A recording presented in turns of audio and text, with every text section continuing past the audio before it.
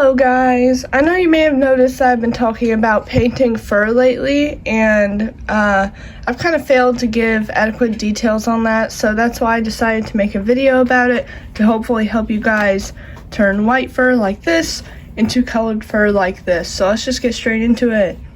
So first of all, this blue is just an example. I can get out of here.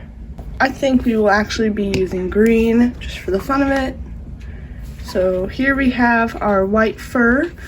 This is, obviously just a very small example, but it will get the point across. So make sure to pay attention. This is a very tedious process. So obviously the materials you'll need is fur and paint, but of course you'll need a paintbrush. Obviously there's a lot of different types of paintbrushes, but this is just the one I use. As you can see, it's pretty stained from painting fur, but look at how pretty it is. So here we have that. You will also need a brush or comb of some type. There's already fur in that. There's also this one. You will just need something to continuously brush the fur out. That is a must. So make sure you have something to brush your fur with. And obviously with paint, you will need a paint cup of some sort. It doesn't really matter. As you can see, this is my constant paint cup. Poor thing's been through a lot. And lastly, we'll need a fan. Now, a fan is preferred, but if you do not have a fan, don't panic. A fan just makes it a lot easier to not ruin the fur, but a fan is not 100% needed, so don't panic if you don't have one. Well, now that we have all the materials, let's get started. I guess I'm just gonna put my green paint on a piece of paper towel because I don't feel like cleaning off an entire palette for one paint color. So here, I'm gonna put this guy here. You don't need a lot, honestly. That's where the water comes in. If you choose to use a lot of the water, which I haven't got the water yet, but if you choose to use a lot of the water, then the color will come out lighter. But if you choose to use less of the water, the color will come out darker, but also be a little more risky when it comes to the fur possibly clumping. But either way, it is your choice. So for the sake of this video, I'm not going to be using the fan. I know I do always have the fan on when I paint the fur, but I want you guys to hear me, so we're not going to have it on, and that is okay. So now that we're pretending the fan is on, we pick up our paintbrush and dip it nicely in the green.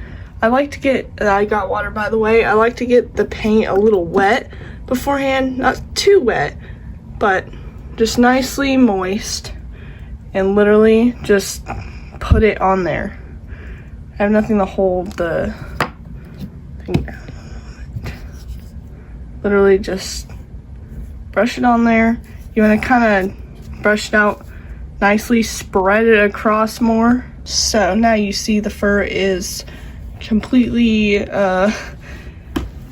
green, obviously, but it is very wet. It is very packed down, so it's going to take a little while to dry, but if you let it dry like that, obviously it's going to clump. So you're going to want to take your brush and really brush that out there.